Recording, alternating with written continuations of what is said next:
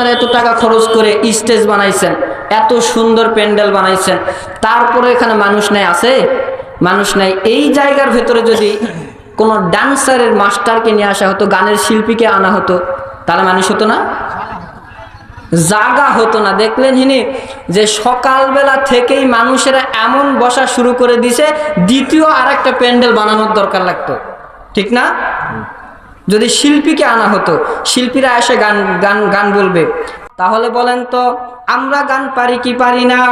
আমরাও গান পারি, কিন্তু গানের ভাষা হইতেছে ইসলামী, আর তাদের গানের ভাষা হইতেছে গুনাহ।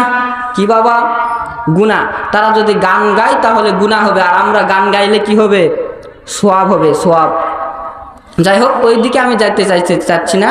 আমার কোরআনুল কারীমের ভিতরে আল্লাহ তাআলা বলেন, কুল বিফাদলিল্লাহি ওয়া বিরহমাতিহি ফাবিযালিকা ফালিয়াফরাহু হুয়া খায়রুম মিম্মা ইয়াজমাউন।